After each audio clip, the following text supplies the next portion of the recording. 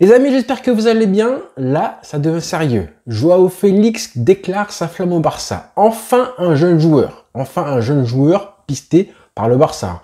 Parce que le mercato, pour l'instant, certes, il est relativement correct. Correct, on va dire. Correct. Mais c'est quand même 3 joueurs trentenaires qu'on a pris. Plus un autre, un 4e joueur qui viendra en 2024. 3 joueurs trentenaires en plus qui sont forcément en fin de carrière et qui viennent gratter le dernier contrat, gros contrat de leur vie. Donc là, il nous fallait enfin un jeune joueur avec du talent. Et quel talent? Là, on parle de Joao Félix qui déclare sa flamme au Barça avec une déclaration. Et là, je me suis dit, mais tu es fou! Tu es fou, mon ami! On fait pas ça! On ne dit pas des choses comme ça! 2 points, ouvrez les guillemets. Déclaration est donc hier révélée par... avant-hier, révélée par Fabrizio Romano en personne, qui a déclaré sur sa chaîne YouTube comme quoi c'est Joao Félix lui-même qui lui a dit clairement, voilà, qu'il adorerait jouer au Barça. Barcelone a toujours été mon premier choix de ma vie et j'aimerais rejoindre le Barça. Ça a toujours été mon rêve depuis que je suis gosse. Si ça arrive, ce sera un rêve devenu réalité pour moi. C'est lunaire. C'est un petit peu lunaire parce que c'est pas le genre de choses qu'on fait quand on est en contrat avec un club, encore moins face au rival. Et en Espagne, en tout cas, c'est une équipe rivale, le Barça Atlético Madrid, forcément. Tu fais pas ça. C'est vraiment très rare. C'est peut-être la première fois que je vois ça, un joueur qui déclare son amour pour un club rival. C'est même pour moi un manque de respect total, hein.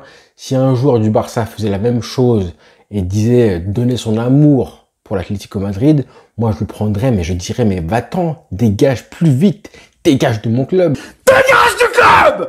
Mais du coup, là, comme il déclare son amour pour le Barça, bah forcément, nous, on apprécie un petit peu la chose, alors que c'est un petit peu idiot de penser comme ça, on va pas se mentir. Mais bon, qu'il reste tranquille, hein. On n'est pas dupe, monsieur Joao Félix, on n'est pas des hommes faciles, d'accord? On sait très bien qu'il dit ça parce que il est dans une situation sportive catastrophique et sur le déclin déjà à 23 ans.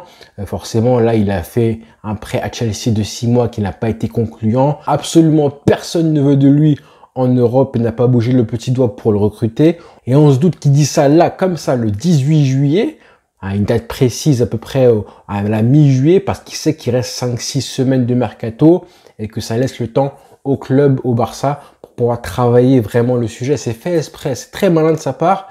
En même temps, c'est aussi très ingrat. Mais c'est malin quand même. Évidemment, on sait que c'est aussi une stratégie de la part de son agent. Jorge Mendes, forcément, il est au courant. On sait que les agents, et surtout lui, fait le maximum pour réussir à placer ses meilleurs joueurs dans les meilleurs clubs du monde. On sait que Laporta et Jorge Mendes sont très copains. Ça, tout le monde le sait. Et ça met du coup le Barça face à ses responsabilités en disant au monde entier, voilà, nous, on veut aller au Barça. Si le transfert se fait, eh ben, ce sera grâce au Barça. Mais si ça se fait pas, eh ben, du coup, ce sera la faute du club catalan. C'est très malin, puisqu'on sait évidemment que l'Atlético Madrid veut faire le maximum pour dégager le joueur et que le joueur du coup veut en plus aller au Barça. Alors il le dit publiquement, mais attention, hein, peut-être que c'est vrai, peut-être que c'est pas forcément vrai aussi, que son rêve c'est de jouer au Barça. Hein, je pense qu'il n'y a pas forcément d'indice, clairement. On sait que le joueur, bon, il s'est un petit peu frité avec Messi, rappelez-vous, en 2019-2020, quand il arrivait en Espagne. Rappelez-vous le match Barça-Atlético Madrid.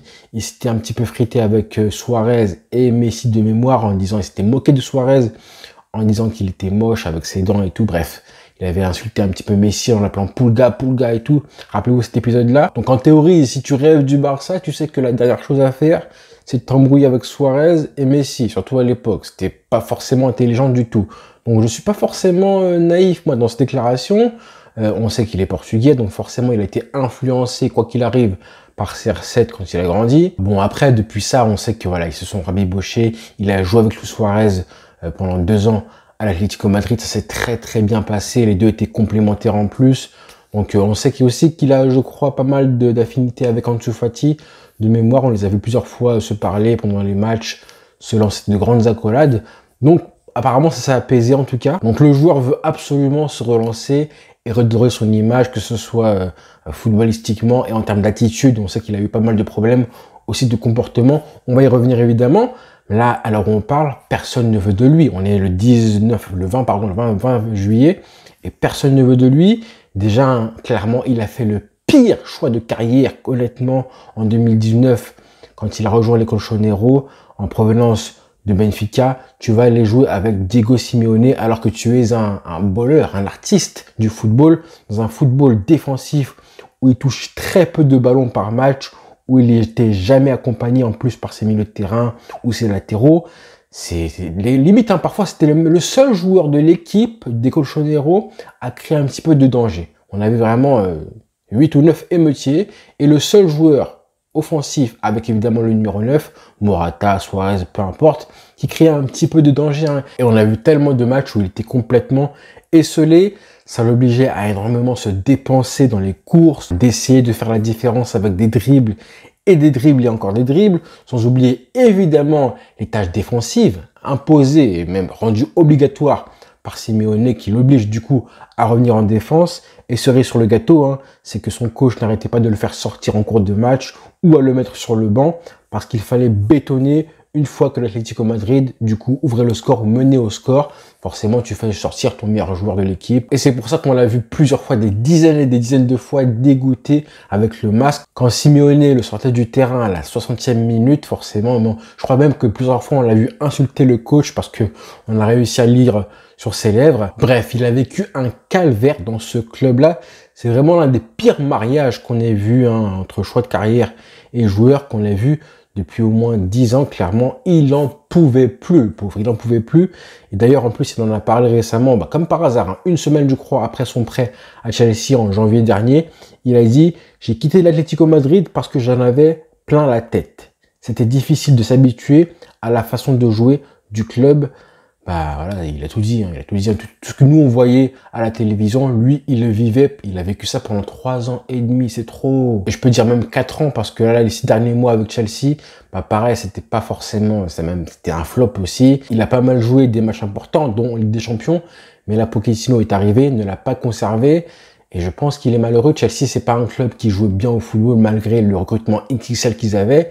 Donc, il n'était pas heureux dans son football non plus. Donc c'est vraiment un gâchis énorme pour un joueur qui a énormément de talent naturel. Là, je parle de talent naturel, hein, de talent inné qu'il y avait chez lui à la fin de sa formation quand il avait 19-20 ans. Là, je parle pas de niveau, c'est différent. Le talent et le niveau actuel, c'est très différent. Personnellement, hein, je pensais qu'il faisait partie, moi, à l'époque, des tout derniers joueurs, les bowlers, les joueurs du ballon, les joueurs frissons, pardon, qui font vraiment aimer ce sport. Clairement, après Neymar et Messi, qui sont les 2 derniers cracks intersidéraux de ce football-là, on a vraiment un déclin des joueurs, de la qualité technique des joueurs aujourd'hui. Il y a très peu d'artistes aujourd'hui. Il y a Vinicius qui sort du lot, mais Vinicius, c'est déjà 2 crans en dessous de Neymar. Et Neymar, c'est 1 cran en dessous de Messi.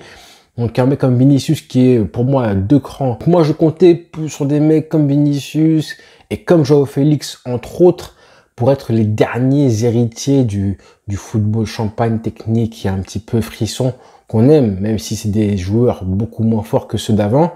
Au moins, voilà, c'était des beaux lots de consolation. Mais là, malheureusement, non, on voit que c'est un gâchis total. C'est tout le contraire qui lui est arrivé depuis 3 ans, à tel point que maintenant, aujourd'hui, il y a beaucoup de gens qui disent qu'il est surcoté. Le mot est dur, hein, surcoté. Alors c'est vrai, hein, que c'est un joueur qui est très très irrégulier. Il y a des matchs où il est très bon, concerné et intéressant, qu'il apporte des choses, et des matchs où il est totalement inoffensif et il rate pas mal de choses aussi. Mais moi, ça, je mets ça sur le dos d'avoir du coup perdu son football à force d'être resté 3 ans et demi à l'Atlético Madrid. Si ce jour-là, on avait choisi un autre club que celui-là au moment où il parle de Benfica, parce que faut se rappeler, je vais en reparler, de ses 6 premiers mois au Colchonero et même de son année avant ça à Benfica, c'était incroyable. Mais si ce mec-là avait choisi un meilleur club que ça, si ce mec-là était venu en 2019 au Barça ou un autre club, mais aujourd'hui, ce mec-là serait au niveau, un poil derrière Vinicius, au niveau même devant des mecs comme Leao ou Guevara, de cette trempe-là. Clairement, ce serait pour moi, je pense, régulièrement un mec qui pourrait prétendre au top 30 du Ballon d'Or. Pourtant, aujourd'hui, il a l'étiquette du mec surcoté, c'est marqué sur son front, et j'ai envie de dire que c'est mérité. C'est un peu dur, hein, c'est même très dur, mais après ce qui s'est passé depuis 3 ans, je comprends tout à fait les gens qui disent qu'il est surcoté. Je ne dis pas que c'est vrai, mais honnêtement, 120 millions d'euros, rappelez-vous, il a été transféré de l'Atlético Madrid, de Benfica vers Madrid pour 126 millions d'euros. C'était le prix de sa clause libératoire qui avait réussi à être négocié pour éviter que l'Atlético paye en une seule fois un chèque comme ça de 126 millions d'euros. Quand tu te dis que le mec a été payé ce prix-là, honnêtement, ça me choque pas et ça me surprend pas qu'à la fin, les gens arrivent à la conclusion qu'il est surcoté, alors qu'il a un talent énorme. Moi, je suis honnêtement, totalement pour ce transfert, honnêtement, parce que on peut pas se refuser aujourd'hui une telle opportunité. Le Barça ne peut pas se permettre de refuser un crack, parce que pour moi, c'est un crack qui a plein de défauts. Certes, il a des défauts, ça, il est régulier, comme j'ai dit. Il n'a pas forcément un poste vraiment défini, et ça, ce sera un problème, on en parlera plus tard. Mais sincèrement, honnêtement, qu'est-ce qu'on risque? En plus, là, ça parle d'un prêt, d'accord? Un prêt payant apparemment de 10 millions d'euros. Ça, par contre, ça c'est un peu cher, mais bon, je pense que le Barça a les moyens de faire en sorte de ne pas payer tout court de prêt payant. Il faudra juste attendre la fin du mercato. Et sachant que là, si on parle d'un prêt, on n'a qu'à juste tester le joueur. Il va être mis un petit peu, voilà, il va être examiné par le club, il va être testé par Xavi. Et s'il ne convainc personne, et ben du coup, on s'en débarrasse l'été prochain, tout simplement, comme un colis rempli de sac à sac qui revient du bled. C'est pas comme si on parlait d'un transfert de 5 ans avec un salaire XXL au Barça et au bout de 1 ou 2, 3 ans, quand le mec commence à flopper, et ben tu veux t'en débarrasser, mais tu peux pas parce que le mec, eh ben, il joue à Barcelone dans le club de sa vie, comme il a dit, comme c'est le cas avec Ferran Torres aujourd'hui, parce que le mec, même s'il est sur le banc, eh ben, il est tranquille, il est à Barcelone. Là, c'est pas forcément le cas. Là, ça parle d'un prêt payant. Donc, en termes de salaire, le Barça sera aussi en mesure de négocier avec les colchoneros pour que eux prennent au maximum en charge une partie du salaire. Et au bout d'un an, du coup, ben, on verra comment ça va se passer. Si jamais il floppe au Barça et qu'il pollue le vestiaire avec son attitude, et ben, du coup, on le renvoie à l'expéditeur. Hein. On renvoie le colis, hein, comme si c'était un colis de sac à sac, qu'on renvoie directement au bled. Pour moi, on n'est plus du tout en position de refuser un mec au Barça comme Joao Félix, hein, ce n'est pas possible, clairement. Il est tellement talentueux, clairement, le joueur. Il y a tellement un manque de talent individuel au Barça aujourd'hui. Honnêtement, là, si on fait une 3e saison comme ça, là, ce sera pour moi la première fois de ma vie que je vis 3 ans sans talent individuel.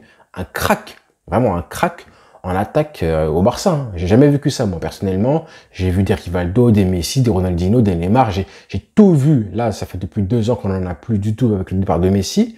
3e année comme ça, je ne supporterai pas forcément. Parce que pour moi, oui, c'est un crack, c'est un talent qui n'a pas confirmé. Ce n'est pas du tout un joueur confirmé. Il a même déçu. C'est un joueur qui est décevant. Mais ça reste un crack et un talent énorme. Clairement, là, si demain il vient au Barça, il est titulaire indiscutable. Je pense, on verra son poste plus tard, mais en tout cas, loin devant Ansu Fati, loin devant Ferran Torres et même aussi devant Abdel Zalzouli. C'est vrai que c'est un peu trop simple, hein, et je le vois souvent sur les réseaux sociaux, sur Twitter et tout, des gens qui disent, mais les frères, on a Ansu Fati, on a Ferran Torres, comment tu peux te permettre de refuser un mec comme Joao Félix? Bon, c'est un petit peu un constat un petit peu simplet. Des fois, c'est un petit peu ridicule de penser comme ça.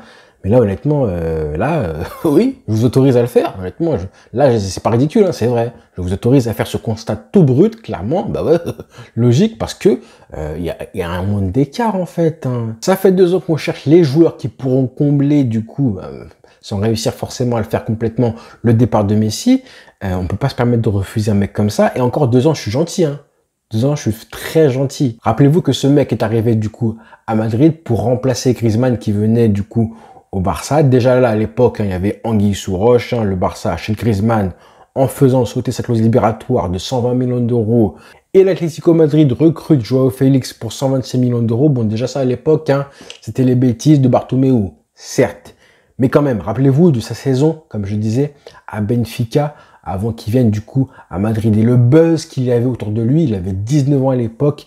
Il finit la saison avec 20 buts en 43 matchs sous le maillot des Lisboètes, hein, et puis en plus, rappelez-vous, en plus, je pense que personne n'a oublié, ou tout le monde a oublié plutôt, je pense que tout le monde l'a oublié, hein, plutôt, son premier match avec les Colchoneros, c'était un match amical, avec en face le Real Madrid, victoire des Colchoneros, 7-3 en amical, c'était aux États-Unis, rappelez-vous, avec 1 but et 2 passes décisives pour son premier match face au Merengue, c'était incroyable. Son football colle parfaitement, je trouve, moi, au Barça. Il a la qualité technique, ça c'est ce qui manque aujourd'hui parmi les attaquants du Barça, à part Dembélé qui a cette capacité technique aussi, et Abdé. Le reste, je trouve qu'on est un petit peu limité. Lui, il a aucun problème avec ça, c'est un bon dribbleur, même un très bon dribbleur. Il a une excellente finition, quand je parle de statistiques, 20 buts en 43 matchs avec Benfica. Et les fans du Barça savent à quel point, en plus, les ailiers du Barça aujourd'hui, ils ont du mal. Niveau efficacité, c'est compliqué. Et surtout, c'est un ailier qui sait comment jouer au cœur du jeu. Ça, c'est important derrière l'attaquant de pointe. C'est important, un petit peu comme Messi le faisait côté droit. Lui, je pense qu'il serait plus côté gauche.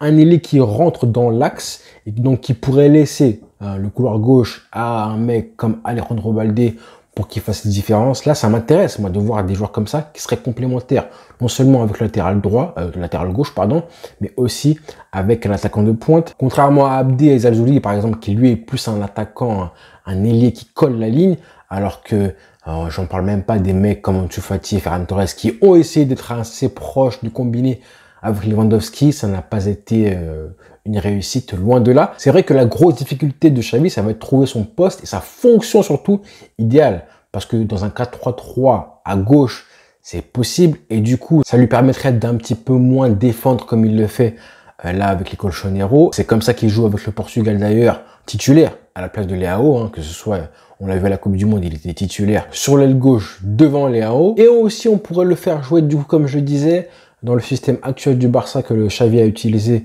la saison dernière, à la place de Gavi, tout simplement dans cette espèce de faux ailier gauche du Barça, proche de l'attaquant, avec un vrai numéro 10 comme Gundogan par exemple, ou Pedri, ce serait encore mieux.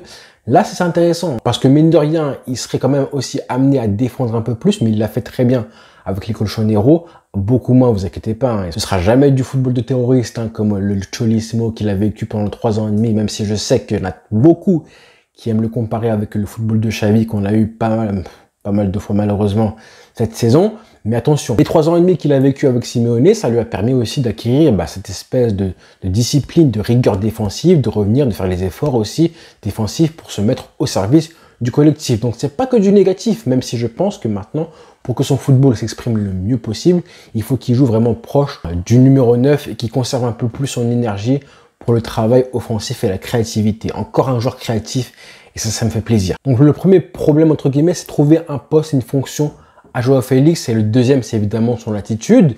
Il y a pas mal d'échos récents qui disent que voilà, il a une embrouille avec Simeone. Simeone a démenti récemment, mais bon, on sait qu'il disait ça pour un petit peu éteindre l'incendie. Je pense que forcément qu'il y avait un problème, mais c'était aussi lié au temps de jeu. Il a vécu beaucoup de choses, il faut se mettre un petit peu à sa place. Et je trouve même qu'il a été patient avec Simeone. Et comme j'ai dit, si jamais il crée un problème au sein du vestiaire, on n'a qu'à le renvoyer à l'expéditeur. Ce qui fait plaisir aussi, c'est de savoir que le Barça a enfin la main mise sur un dossier important d'un jeune joueur. Ça me fait du bien de voir ça parce que récemment, c'était pas le cas. On avait des problèmes financiers, de fair play financier. Messi qui ne revient pas, Brozovic qui choisit le Qatar alors que le Barça le voulait. Là, on voit que enfin le Barça a la main mise sur un gros dossier parce que forcément, on sait tous que l'Atlético veut absolument vendre le joueur à tout prix, clairement. Et évidemment que le joueur ne veut que le Barça. C'est important parce que là, on est sur un accord total. Forcément, les 3 parties sont d'accord. Le Barça veut acheter, le joueur veut aller au Barça et l'Atlético Madrid veut vendre le joueur. Donc, il ne manque plus que les finances. C'est important, mais ça compte, mine de rien. Donc, il y a au moins 0 concurrence sur le dossier, ce qui va aussi faciliter les choses pour que le Barça, du coup, négocie un prêt payant. Certes, je pense que ce sera payant, mais avec un prix vraiment le plus bas possible. Je pense que le Barça va attendre la fin du mercato pour prolonger parce que plus les jours vont passer et plus ça va forcer les Colchoneros à trouver une solution pour le vendre. Et je pense que si le Barça attend la fin du mercato, ça va rendre, du coup, une opération impérative pour les Colchoneros. Ils vont devoir se dire, là, il faut qu'on le vende parce que là, c'est plus possible. Donc voilà, c'est comme ça qu'on fait baisser un prix de l'option d'achat et aussi de la prise en charge du salaire par l'Atlético Madrid. Ça, c'est important. Pour l'instant, ça parle d'une option d'achat l'année prochaine de 50 millions d'euros. C'est les rumeurs qu'on a eues. Ça aussi, ça pourrait être abaissé, voire monté pour forcer du coup les Colchoneros à prendre le maximum de salaire possible. Du coup, là, ce serait du coup faire monter l'option d'achat dans un an. Quoi qu'il arrive, moi, je comprends un petit peu les gens qui sont réticents. Mais moi, je suis vraiment pour ce transfert-là.